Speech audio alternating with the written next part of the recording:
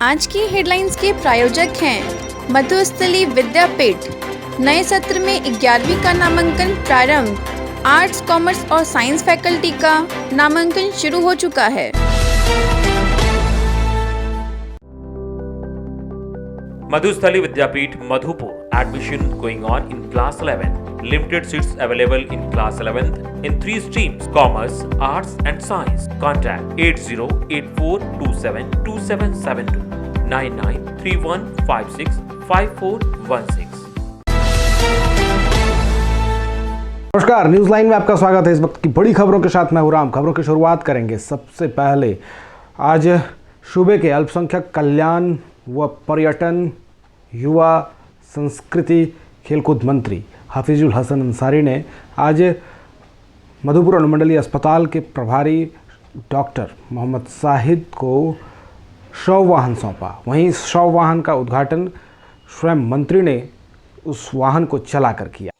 मंगलवार को अनुमंडलीय अस्पताल प्रांगण में सूबे के अल्पसंख्यक पर्यटन, कला, संस्कृति, खेल, युवा व निबंधन मंत्री हफीजुल हसन ने शव वाहन का उद्घाटन खुद गाड़ी चलाकर किया। मौके पर अस्पताल उपाधीक्षक डॉक्टर मोहम्मद शाहिद, डॉक्टर आशा, डॉक्टर इकबाल समेत चिकित्सक और स्वास्थ्यकर्मी मौजूद थे। मौके पर मंत्री हफीजुल हसन ने कहा कि कोरोना काल में कुछ लोगों का असामयिक निधन हो गया।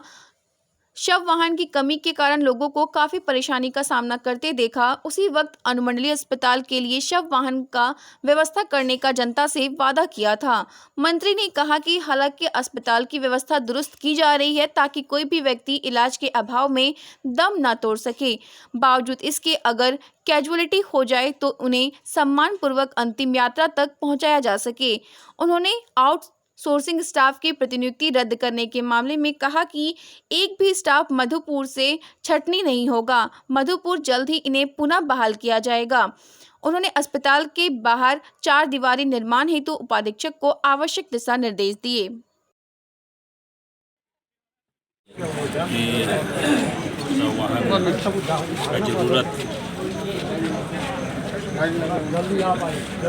जब ज़रूरत पड़ता था तो एम्बुलेंस वाले इसमें राजी नहीं होते थे कि हम ले जाएं।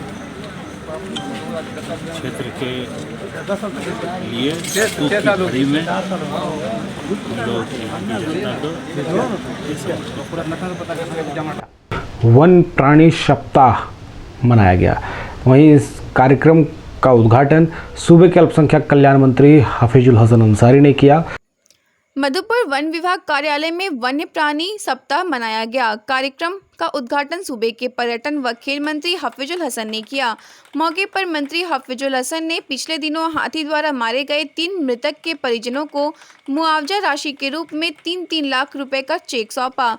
कार्यक्रम को संबोधित करते हुए मंत्री हफीजुल हसन ने कहा कि प्रत्येक वर्ष इस इलाके में हाथियों द्वारा उत्पात मचाया जाता है, जिससे बचाव हेतु तैयारी करने का आदेश वन विभाग को दिया गया। बता दें कि पिछले दिनों हाथी ने चेताली राय, वंदना कुमारी व दुखनी देवी को कुचलकर मार दिया था। मृतक के परिजनों को तत्काल 1-1 लाख रुपए नगद वन विभाग द्वारा दे दी गई थी। शेष राशि का चेक आज परिजनों को दिया गया। वन प्राणी सप्ताह समारोह जो 2 अक्टूबर से 8 अक्टूबर तक मनाया जाता है। कुछ दिन पूर्व हमारे विधानसभा क्षेत्र के अंतर्गत हाथी द्वारा 3 व्यक्ति को कुचल के मार दिया गया था। सरकार द्वारा प्रावधान के तहत उनको 4 लाख रुपया टोटल देना था। 1 लाख रुपया तत्काल हम लोग दिए थे और आज जो शेष राशि 3 लाख रुपया हम लोग वन विभाग के तरफ से, झारखंड सरकार के तरफ से उनके परिजनों को दे रहे हैं। साथ ही साथ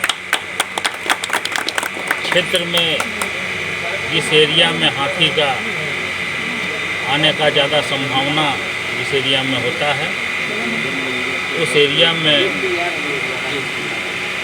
मैंने DFO साहब से बोल करके कि वहाँ लाइट का व्यवस्था आप करें जिससे कि वहाँ के ग्रामीणों को भटकना नहीं पड़े और कोई अनहोनी नहीं हो। इन्होंने आश्वासन दिए हैं कि बहुत जल्द हम उस एरिया में लाइटिंग का व्यवस्था करेंगे। कांग्रेस पार्टी को मजबूत बनाने को लेकर 9 अक्टूबर को देवघर में होगा बृहद स्तर पर सदस्यता सम्मेलन। वहीं कई लोगों को कांग्रेस की सदस्यता दिलाई जाएगी। वहीं उक्त बातें पड़ैयाहाट विधायक प्रदीप यादव ने कही। कांग्रेस पार्टी को मजबूत बनाने को लेकर 9 अक्टूबर को देवघर में वृहद स्तर पर सदस्यता ग्रहण समारोह का आयोजन किया जाएगा, जिसमें पार्टी के प्रदेश अध्यक्ष राजेश ठाकुर उपस्थित रहेंगे, जिसको लेकर देवघर जिला के विभिन्न इलाकों में अधिक से अधिक कार्यकर्ताओं को सदस्यता सम्मेलन में शामिल होने के लिए आमंत्रण दिया जा रहा है। यह बातें पौड़ैयाहाट विधायक प्रदीप यादव ने कही। कांग्रेसी नेता अशोक वर्मा के आवास पर बैठक कर कार्यकर्ताओं को एकजुट करने का संदेश दिए। इस अवसर पर जिला अध्यक्ष नागेश्वर सिंह, अल्ताफ हुसैन, अमेरिका यादव समेत कई नेता मौजूद थे। ये आप सबके ध्यान में होगा कि विधानसभा का चुनाव हम झारखंड विकास मोर्चा से कंगी छाप पर लड़े थे, और अगर आप झारखंड विकास मोर्चा के भी विचार को देखें तो धर्मनिरपेक्ष विचार पर एक विश्वास रखने वाली पार्टी थी। फिर झारखंड विकास मोर्चा 2 फाड़े में हो गया। एक बाबूलाल जी भारतीय जनता पार्टी की ओर चले गए, हम दोनों, हमारे साथी बंधु जी और मैं कांग्रेस में आया। तो अब हमें लगा कि भाई जब हम कांग्रेस का दामन थामे हैं, पहले भी लोगों से विचार हुआ था अपने सहयोगियों से, एक बार जो हमारे साथ बरसों से काम कर रहे हैं, खास करके संथालपना के क्षेत्र में, राज्य में भी कुछ साथी हैं, तो तमाम लोगों को क्यों ना एक बार कांग्रेस में लाया जाए। उसी के तहत 9 तारीख को, इसी 9 तारीख को आदरणीय राजेश ठाकुर जी जो हमारे प्रदेश अध्यक्ष हैं, वो देवघर आ रहे हैं। मधुपुर स्टेशन पर राष्ट्रीय विधिक सेवा प्राधिकार के बैनर तले अमृत महोत्सव के तहत विधिक जागरूकता शिविर का आयोजन किया गया। मौके पर रेलवे न्यायिक दंडाधिकारी संजीत कुमार चंद्र ने कहा कि आज़ादी के 75वें वर्षगांठ के अवसर पर पूरे देश में अमृत उत्सव मनाया जा रहा है। इसी के तहत राष्ट्रीय विधिक प्राधिकार के निर्देश पर अनुमंडल विधिक सेवा समिति के द्वारा जागरूकता अभियान चलाया जा रहा है। कहा, अधिकार और कर्तव्य एक ही सिक्के के 2 पहलू हैं। रेलवे स्टेशन पर आना यात्रियों का अधिकार है, लेकिन प्लेटफॉर्म पर आने के पहले उन्हें प्लेटफॉर्म टिकट खरीदना चाहिए, यह यात्रियों का कर्तव्य है। इसी तरह महिला बोगी और दिव्यांग बोगी में साधारण रेल यात्री यात्रा नहीं करें। महिला और दिव्यांग बोगी में यात्रा करते पकड़े जाने पर विधि सम्मत कार्रवाई होगी। रेल फाटक बंद हो तो उसे पार करने का प्रयास नहीं करना चाहिए, नहीं तो दुर्घटना हो सकती है। इसी प्रकार रेलवे लाइन पार करना भी सरासर गलत है। इस कार्यक्रम का उद्देश्य आम नागरिक और यात्रियों को जागरूक करना है। मौके पर रेल थाना प्रभारी Hariram Dubey, RPF inspector incharge Devnath ने भी अपने विचार प्रकट कर रेलवे एक्ट अधिनियम की जानकारी रेल यात्रियों को दी।